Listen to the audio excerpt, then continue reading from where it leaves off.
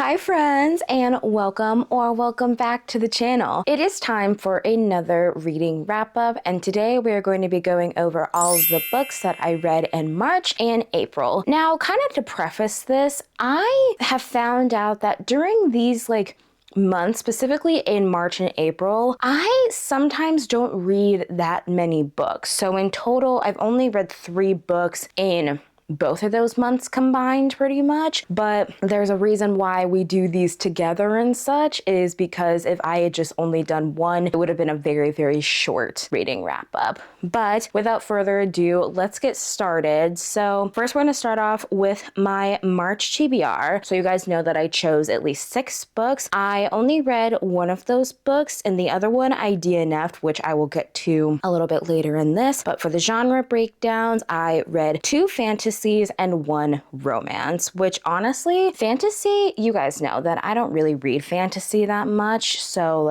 that's a little bit of a surprising thing for me. But the first book that I read in March that I have kind of been avoiding, but also have been wanting to read for a hot minute is Bury Our Bones in the Midnight Soil by V.E. Schwab. I originally gave this a 4-star, and thinking back on it, I think I would still give it a 4-star. When I was reading this, honestly, it was kind of one of those books where I was like, I don't know how to feel about this, because the beginning was really good. I really liked learning a little bit more about the world and how the structure of the book was, and then as it started getting towards the middle, I found myself kind of being kind of slow. I found it being a little bit slow, if that makes any sense. And then when it got towards the end, it kind of ramped up. And then I was like, I'm a little bit torn up about this book. It's extremely rare for me to be kind of confused or kerfuffled by books, honestly. I guess kerfuffled is the only way that I can really label this out. But I did really enjoy it. I just think that the ending was a little bit of a bittersweet thing where I was like, really?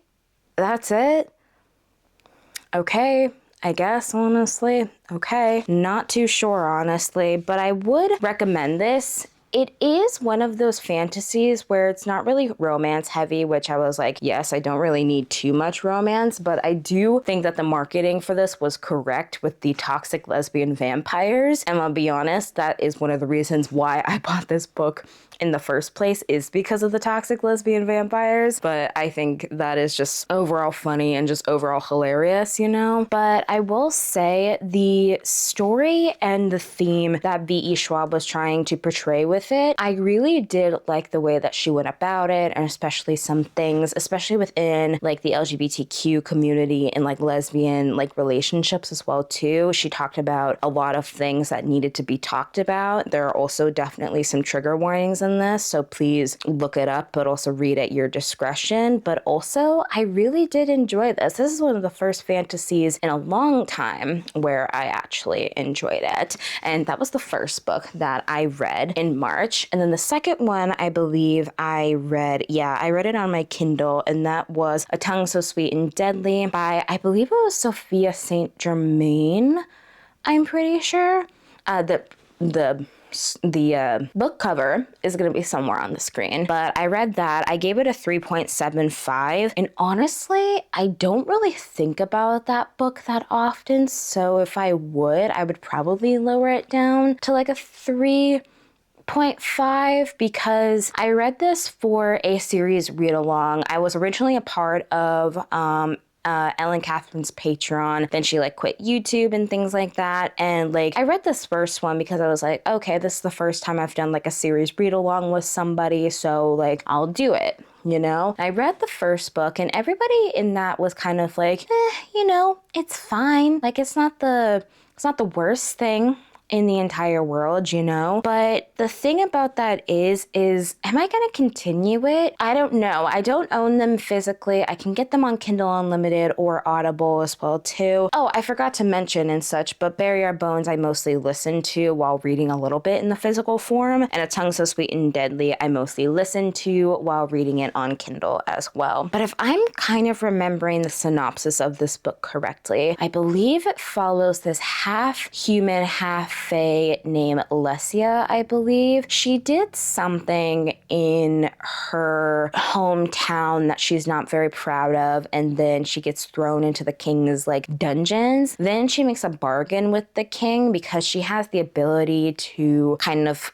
compel people or like control people. She can give them commands and they will do it pretty much, because most fae people have those types of powers. You kind of follow from there. She has been living in the human realm for like 5-ish years, and then when there's this election that comes up for this thing called regent, which I would say is kind of like the equivalent of like a presidential election, but like with debates and trials as well too. She is called upon by the king for her blood bargain pretty much, and she is supposed to run in it because there is some talk about another war starting between the humans and the fae. So she's got to be kind of like a spy in that regard, and you kind of follow from there. And I will say the ending did kind of piss me off a little bit, but I get why it needed to happen. I just don't know where we're gonna go from there, and honestly, I don't know if I really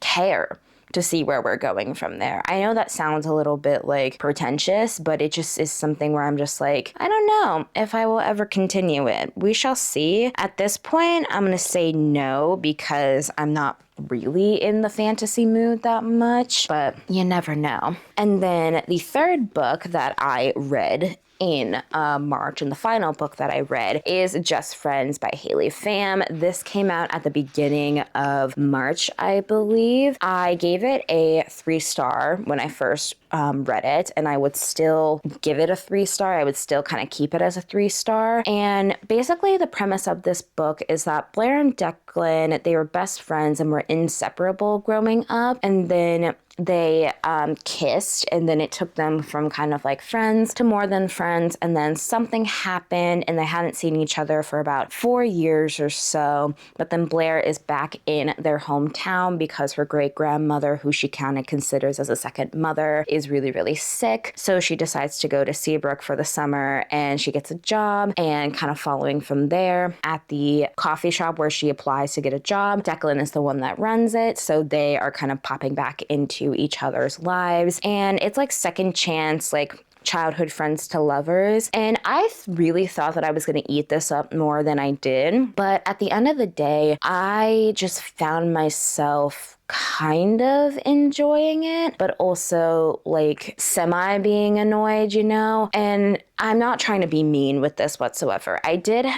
really like it, but I can't tell you anything else really that truly happened in this book. I would recommend it, but like I can't tell you anything else really much about it. All I know is that like they obviously get together and like they like show their friendship and what they were like, honestly, which I did appreciate that. I appreciated the aspect of showing their friendship and their relationship when they were younger. And honestly, even though that these guys are like 24, 25 or so, like they're older adults, like Blair just graduated college. They're pretty much my age, like 21, 22, 23-ish. It felt like reading young adult because there's no spice whatsoever, which is fine. Spice doesn't make or break a book for me personally, but it kind of almost felt kind of juvenile, but not completely. But one thing I did really like about this is how Haley wrote about grief in this book. It's kind of implied that with her great-grandmother, she's obviously not doing well, so she's dealing with the grief in that regards as well too, you know? And it's one of those things where I've really felt Blair's grief, and I really felt the message of like each of us know the same person, but we know a different version of that person. And it was really, really shown in people that she met before and after as well too. And it's just one of those things where it's like, it was cute, but also I'm giving her grace because it is her debut novel, but I couldn't really find her voice within the book. I think as it started going on a little bit more, I could kind of see little like snippets of her voice, but in the beginning, specifically with some of the things that I've been seeing on social media with like the consulting of a thesaurus type of thing, you know, which is fine, you know, you can do that for whatever you want. Like, I'm not telling Haley how to write her book, it's her book, you know? But it just kind of took me out of the story because as someone who does have a Bachelor of Arts degree in English and creative writing, specifically within publishing, it kind of felt a little redundant to me. I don't want to be rude with that, but like, it just felt like something where I was just like, why are we describing it like this and not describing it in a more like interesting way? But then as the book kept going on, I understood a little bit as to why Blair does talk like that, because that is her personality. And that is also kind of semi thing like of Haley's personality. Like these two literally look like Haley and Ryan, who is her husband as well, which I wouldn't be too surprised if she took inspiration from their relationship as well too. But definitely I would recommend and such. It is a 3-star, but that's not a bad rating. It's a really, really good rating from me personally as well too. But those are all the books that I read in March, and then I DNF'd 2 books in March. One of them is like a hard DNF and the other one is a soft DNF because I want to come back to it eventually. But the first one that I DNF'd at 40% was Half His Age by Jeanette McCurdy. Now, I read her memoir, which is I'm Glad My Mom Died. Absolutely loved it. I hated the fact that she went through all of that bullshit in her life, but I should have known because of all the stuff that she went through in her life that she would write a book like this, because it's basically a teenager. She's like I think she's either 17 or 18, which still kind of gets me just like, ugh, I don't know how I feel about that, you know? But she's getting with her 40-year-old like creative writing teacher, and I just had a lot of reserves about that, and I didn't really enjoy it that much. I got to 40% and they were doing the deed, and I just couldn't get over the fact that this girl is 17. Like she is 17, and I'm like, you should not be doing that with a 40-year-old dude. And it's just one of those things where I'm just like, I should have known what I was getting into, but also I'm just like, So yeah, I swiftly DNF'd that at 40% because I was not finna like do that. I wasn't going to deal with that. So that was the first DNF of March. And then the second DNF, which is technically a soft DNF, was Needful Things by Stephen King. Now, don't get me wrong. I love Stephen King as an author. I love his writing. I love the way that he can do storytelling and things like that. But for some reason, with this book in particular, I got 28% into it last time. I couldn't get past it. Like there was something about it where I just could not get connected with the characters whatsoever, which sucks because I really do find a connection with his characters. The premise of this is one of the most interesting ones, but from where I was reading it and how I was reading it as well, it just didn't really work for me at the time. So this is a soft DNF, but this one, I think I told you guys about this. This is the one where it's like, I wouldn't call it like a pawn shop. I would more like call it like, honestly, yeah, no, I would call it a pawn shop. It just kind of pops up in this random town of Castle Rock, Maine, and nothing has a price tag, but everything does have a price on it and things like that. And yeah, I had to soft DNF it for now. I'm coming back to it eventually, but just not right now at least. So that is all the things in March. And then for my April TBR, going into like April and such, I obviously did 6 books on that. I read 2 of them and DNF'd one of the books on my April TBR. So still not the greatest thing, but you know, it's okay. And as for genre breakdown, I read 2 fictions and 1 thriller. And honestly, this was actually one of the better like reading months that I've had in a hot minute, because the first one that I read in April was The Winners by Frederick Backman, and this 100% 100% is a 6-star. This is my favorite of Frederick's books. It is so heartbreaking, but so beautiful and so wonderful. And if you guys have read the Beartown trilogy and such, you know exactly what I mean by it was beautiful and heartbreaking as well too, because if you followed the characters, you know what happens to the majority of them in this one, and something really heartbreaking happens and something that you are just like, how do you go from here? But then everybody in the book did, and like pretty much like this book happens within a course of like 2 weeks and everything changes afterwards. There's so much heartbreak, and all because of the event that happened in the first book. I will say, do look up trigger warnings for this series, because even though I say it is gorgeous and it is wonderful, but it is also very heartbreaking and very, very human. It is a very, very human book where it's something regarded as like fiction that could happen in real life. Like so many of these characters that I know in this book are people that I have met in my lifetime, and specifically in my hometown where I grew up. I know so many people. I know Maya's, I know Anna's, I know Kevin's, I know Benji's as well too. I know so many different type of people. I know Ramona's, I know Peter's and Kira's, and I know Bobo's and Amit's as well too. I know so many people who are like the people that are in this book, and it is such a gorgeous book, but it is so heartbreaking because this book is nearly 700 pages, I'm pretty sure. And it is one of those things where I love it, but also like, I wouldn't say hate it. I love it, but sometimes slightly dislike some of the characters within this. And I mostly listen to this like I did with all of the Beartown trilogy and such, because Marin Ireland, who reads most of Frederick's books, does a really, really good job at portraying these emotions that the characters are feeling as well too. So that was the first book, and this was my first 6-star of the year, which if you guys want to see me cry my eyeballs out, you'll see it in the video of like me reading whatever the hell I want. So yeah, we have that. And then the next book that I read is also a 6-star that also made me cry, and that was Her Last Breath by Taylor Adams. I read The Last Word by him last year around the summertime and absolutely loved that book. That one was also a 6-star, but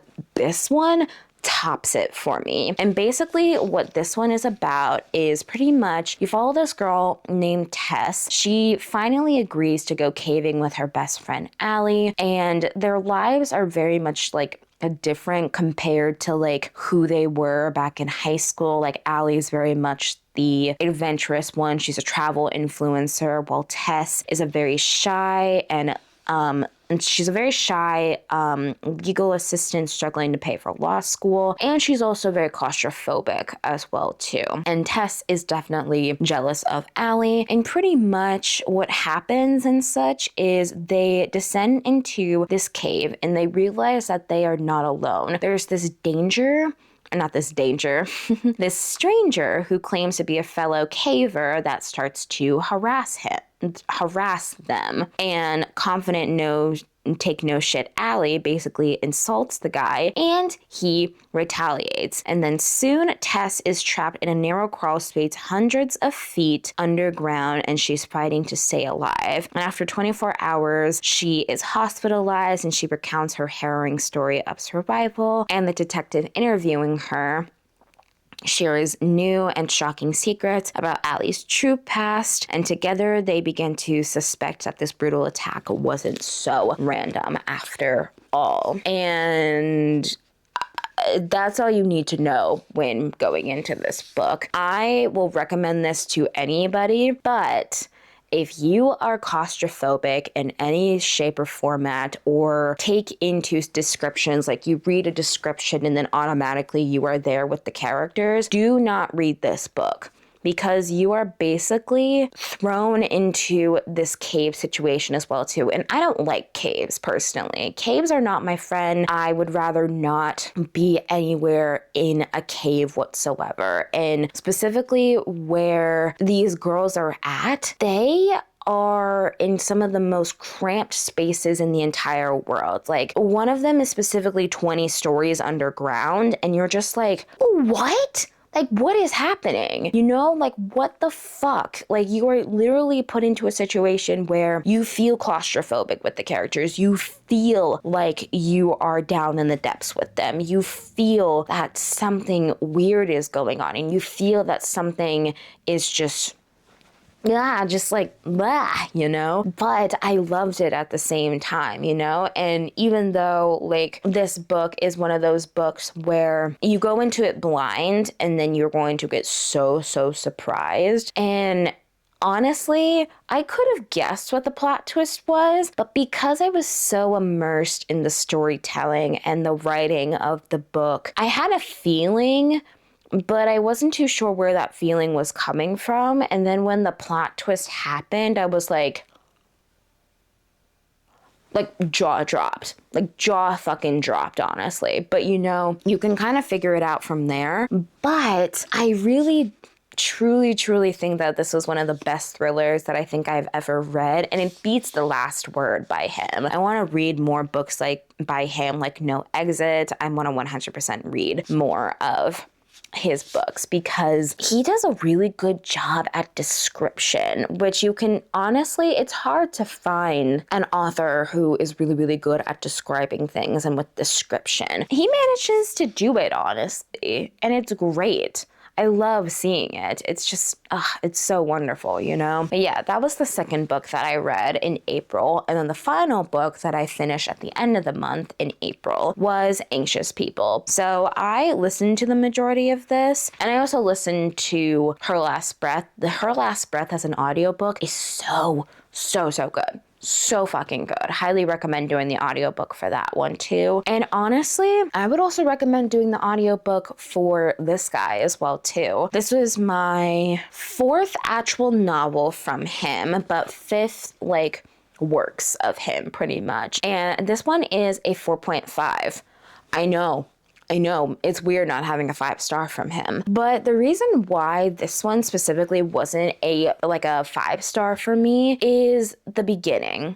But as you go on, you understand why the beginning had to happen like that. But some of the characters in this were annoying, which that is their job. And I didn't really grow emotionally connected to anybody except for one character, which was Zara. So people who have read this, you guys know what Zara's deal is, but she's the only one that I really got emotionally invested in, especially with her story, because I saw so much of myself within Zara. But basically what this book follows is like there is basically this apartment like open house, and this failed bank robber basically comes in and takes these people hostage. So it kind of turns into a hostage drama, and then the police come and they're just trying to figure out how this bank robber ended up at this apartment and just following from there, you know? But obviously it's not that simple. There are so many other different themes in here as well too. Check the trigger warnings as well too, because even though Frederick has very beautiful descriptions of so many things and how he writes situations and writes feelings and how he writes characters, there is still a lot of heavy topics with this, especially one that is very kind of like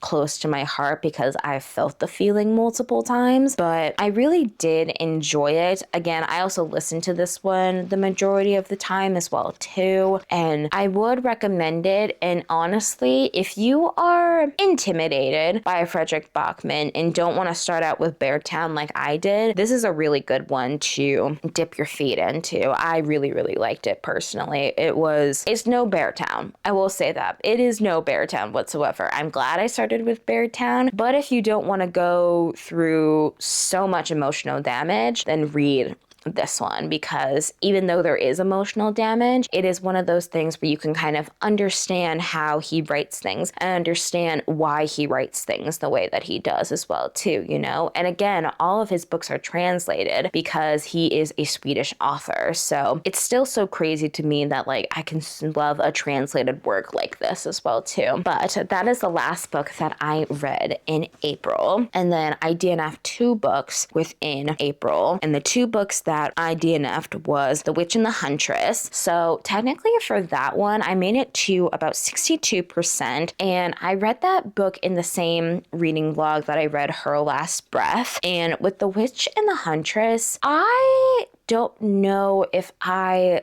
like Greek mythological retellings or Greek mythology books in general. Mostly because of the fact that honestly, a lot of the times when I read them, the beginning, I'm just like, what is happening? Like, it's so slow, and then it just keeps going and going and going. But with this one, it actually hooked me. Like, I actually was genuinely enjoying the story. And then as I got closer to the halfway mark, I was like, nothing is happening, but also a lot of things are happening. Like, you know that feeling when you're reading a book and there are a couple of like little like montage things, or like specifically with Greek mythological retellings, there's a point where you get into battles and they feel like they happen like one after the other. Like, we're in a battle scene and like as soon as like a new chapter hits, you know? And it felt like even though stuff was happening, nothing was happening at the same time. So I DNF'd that arc because I got it as an advanced reader's copy from NetGalley. Again, thanks to NetGalley for sending me that as well. But it was just one of those things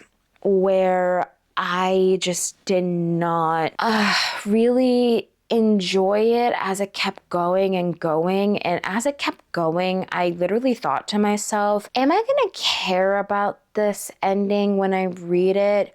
And I immediately was like, no, because I wanted to read more things that I actually wanted to read. So that's the reason why I DNF'd that one. And then this next one that I did was a soft DNF because I do plan on coming back to it again, but I'm just not too sure when that time is going to come. But that is The Queen's Rising by Rebecca Ross. I tried reading this for a Let's Start, Continue, and Finish a series because I want to kind of bring that back, but in longer format as well too. But also I'm thinking about just like switching it to short form content because it's fairly easy to film for those as well. But for this one basically follows this thing where you're following Brianna. She has arrived at her summer solstice, her 17th summer solstice, and she has now like mastered this passion, and then she gets chosen by a patron pretty much, or she needs to be chosen by a patron. And she has chosen knowledge to do as her passion, and then her greatest fear comes along where she is left without a patron. I did not get to that part of the story yet because obviously I like DNF'd it at like, what did I say? 16%. Yeah, so like with things like that, it was just like one of those things where I was like not in the mood for fantasy. I thought I was, but I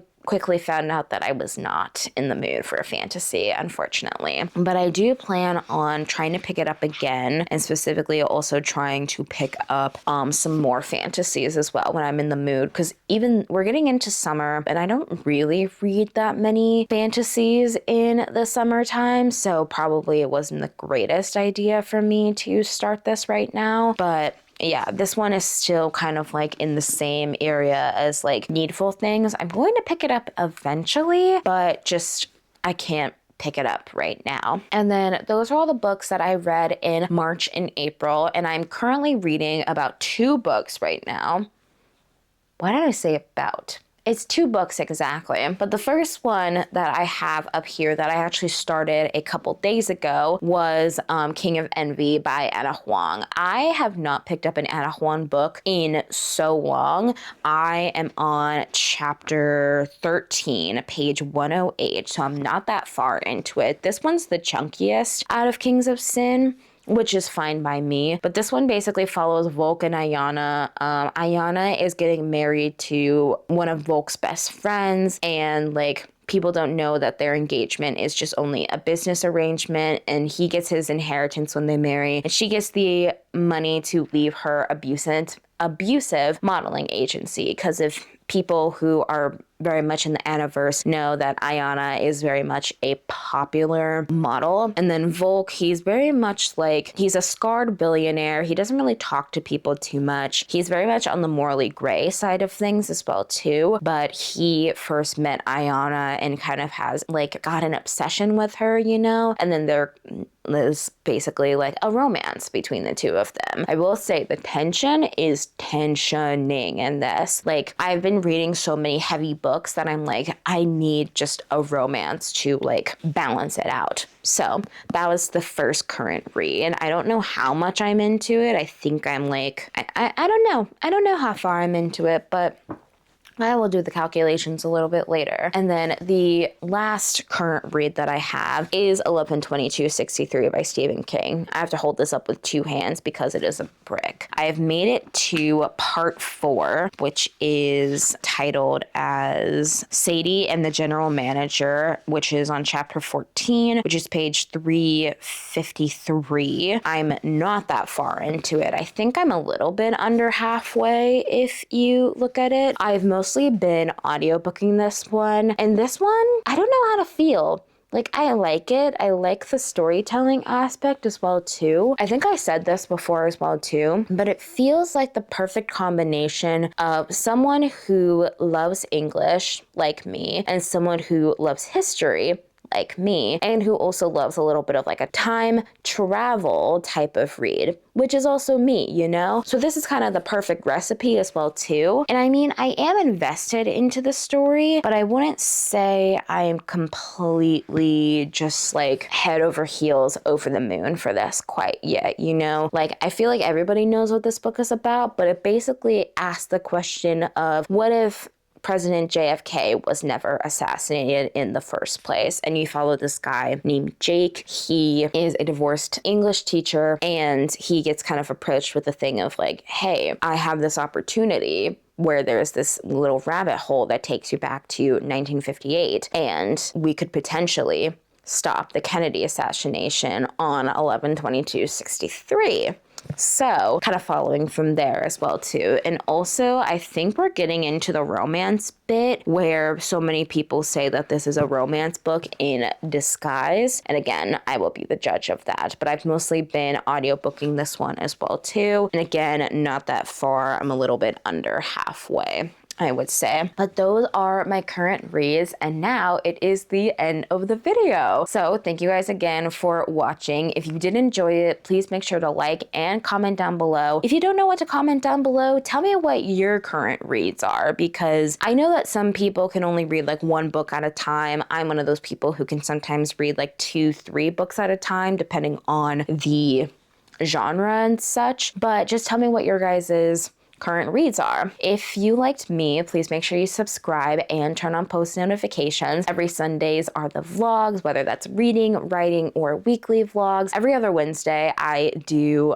bookish content and such. So that's like a dunk, dunk, dunk, dunk, dunk type of thing, you know. And then on Friday, I do Tomodachi Life, living the dream. So again, thanks again for watching. I hope to see you guys in the next one, and I truly hope that you guys have an amazing day, week, month, and year. See you later, friends.